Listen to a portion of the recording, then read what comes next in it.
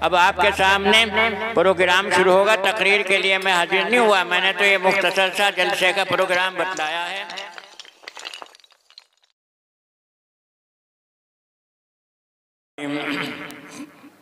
नहमदुहु व नुसल्ली व नुसल्लिमु अला रसूलिहिल करीम, अम्मा बाद। मोहतरम बुजुर्गों, साथियों, अहले बस्ती, रात से बराबर आप सुन रहे हैं कि जलसे का, के मदरसे के जलसे का वक्त आ गया है, जलसा शुरू हो रहा है और अब ये बिल्कुल आखिरी वक्त आया। मैं यही आपको बतलाने के लिए हाजिर हुआ हूँ कि आप अपने सही वक्त के मुताबिक, सही निज़ाम के मुताबिक जलसे को चलाएं। ये नहीं होगा कि साहब आपके इंतज़ार में हम यहाँ बैठे रहें, असर की नमाज़ें ख़त्म कर दें, मगरिब की नमाज़ें ख़त्म कर दें।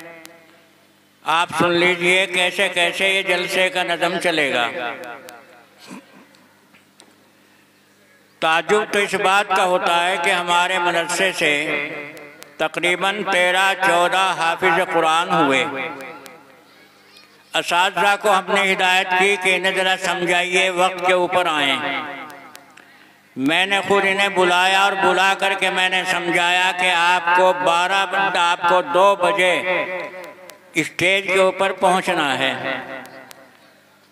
मैं नहीं समझ पाता कि आखिर ये कौन सा हमारा खुशी का मौका है कि जो हाफिज़ कुरान हैं उन्हें तो हम घरों में बिठाए रखें और वो मदरसा और वो असातिज़ा जिनकी बरकतों से इन्होंने कुरान पाक हिफ्ज़ किया वो तुम्हारे इंतज़ार में रहें।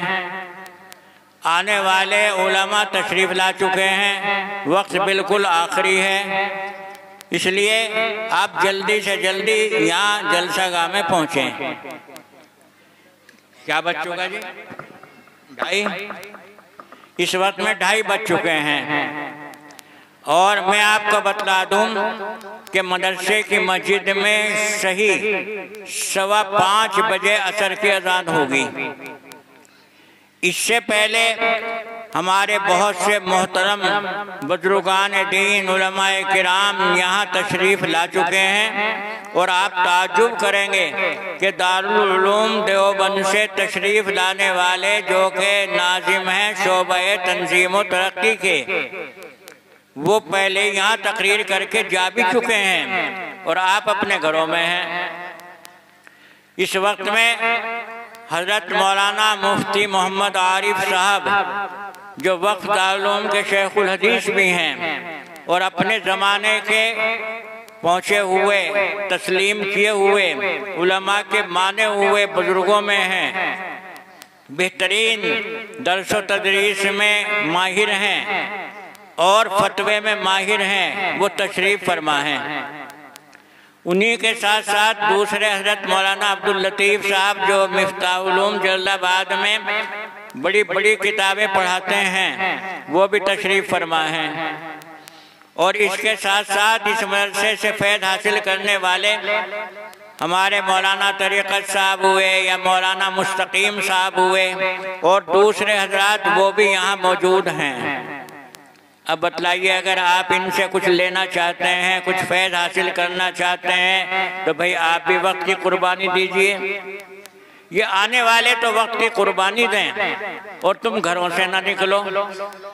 ये आने वाले तो सफ़र की तकलीफ़ उठाएं और आप लोग जो हैं घरों में मस्ती में बैठे रहें, तो भाई कैसे इल्म आएगा? किस तरीके से आप फैज़ हासिल करेंगे? ये वो मदरसा है जिस मदरसे का एक पूरे इलाके में रिकॉर्ड है। ख़ास तौर से बस्ती वाले हमेशा इस मदरसे के साथ जो अपना सलूक पेश करते हैं, इसके चर्चे आम लोगों में रहते हैं कि भाई अगर जलसा देखना हो, दीन की बातें सुननी हो, उलमा की तकरीरें सुननी हो तो उस जलसे में ज़रूर जाओ। ये अवाम की ज़ुबानों के ऊपर रहता है। तो आप अपनी सुन्नत को जिंदा रखिए, अपने इस तरीके को जिंदा रखिए।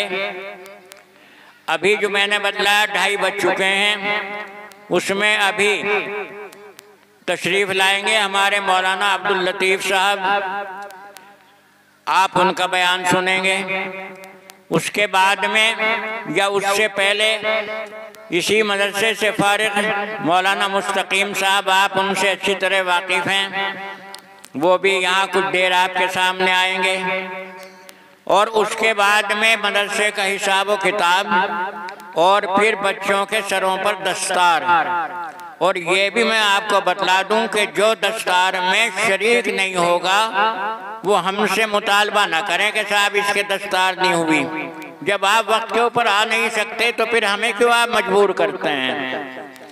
मैंने उन्हें बतला दिया था 2 बजे इन्हें यहाँ पर पहुँचना है, आप तो घरों से नहीं निकल रहे। और अजीब बात यह है कि जो पानी पिलाने वाले हैं वो प्यासों को बुला रहे, या तो प्यासे पानी को तलाश करते या उल्टा काम हो गया अब दुनिया का। तो भाई उसके बाद में हजरत मुफ्ती साहब का बयान होगा और फिर ठीक 5:15 बजे जलसे की दुआ हो जाएगी। ये मुख्तसर सा प्रोग्राम मैंने आपको बताया है, वक्त बहुत कम है। 3 बजे दस्तार होगी इंशाअल्लाह, इसलिए आप जल्दी से जल्दी पहुँचें। एक मेरी दरख्वास्त ये है कि आने वाले अदब के साथ जलसागाह में बैठते रहें। अगर कोई ज़रूरत पेश आ गई, इंसानी ज़रूरतें हैं, पेशाब की, इस्तंजे की, तो अदब के साथ उठ के चले जाओ और फिर अपनी जगह बैठ जाओ। ये आप समझ लीजिए कि ये इल्म जो है ये अदब चाहता है। आप छोड़ दीजिए स्कूलों को, छोड़ दीजिए उनकी मिसालों को। आप ये देखिए कि अगर आपने कबाड़ डालना शुरू किया कूड़ी के ऊपर और उसके ऊपर नापाकी गंदगी भी डालनी चाहिए, डालते रहिए, अच्छा फ़ायदा पहुँचेगा, खाद बनेगा, खेत में फसल अच्छी पैदा होगी। और अगर पेशाब का एक कतरा भी आपने भरे हुए दूध के टब में डाल दिया तो पूरे का पूरा टब नापाक हो जाएगा, उसका पीना किसी को जायज़ नहीं रहेगा। यही समझ लीजिए दीन जो है, जिसकी बुनियाद कुरान पाक है, जिसकी बुनियाद हदीस पाक है, यहाँ अगर बेअदबी जरा सी भी आ गई तो इल्म के फैज़ से वो महरूम रहेगा। ये ठीक है रट लेगा, ये ठीक है जुबानी किताब सुना देगा, लेकिन इल्म जो सीने के अंदर एक नूर, एक रोशनी पैदा करना चाहता है वो उसे हासिल नहीं होगा। असल तो इल्म का यह है कि इल्म के हासिल होने से दिल के अंदर, सीने के अंदर रोशनी पैदा हो, नूर पैदा हो, सुकून पैदा हो, घबराहट दिल के अंदर ना आए। ये हैं वो इल्म के फैज़। मुसीबतें आ जाएं, तकलीफ़ें आ जाएं तो बंदा अल्लाह की तरफ झुक जाए, अल्लाह के अलावा किसी के बारे में ये भी ख्याल ना आए कि किसी के हाथों में हमें कोई तकलीफ़ पहुंचाना है या किसी के हाथों में हमें आराम पहुंचाना है। यकीन मोमिन का इतना मजबूत जम जाए कि अल्लाह के अलावा ना कोई तकलीफ़ पहुँचाने वाला, ना अल्लाह के अलावा कोई सुकून देने वाला। ये सब फैज़ है इल्म का।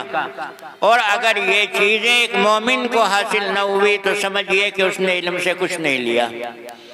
और ये जब हासिल होता है जबकि इसका अदब हमारे ज़हनों में हो। अदब ज़रूरी है, इसलिए मैं दरख्वास्त ये करता हूँ आप अदब के साथ बैठे रहें। हाँ, ज़रूरत पेश आ गई तो उठ करके चले जाओ, फिर आ जाओ। अब आपके सामने प्रोग्राम शुरू होगा। तकरीर के लिए मैं हाजिर नहीं हुआ, मैंने तो ये मुख्तसर सा जलसे का प्रोग्राम बतलाया है।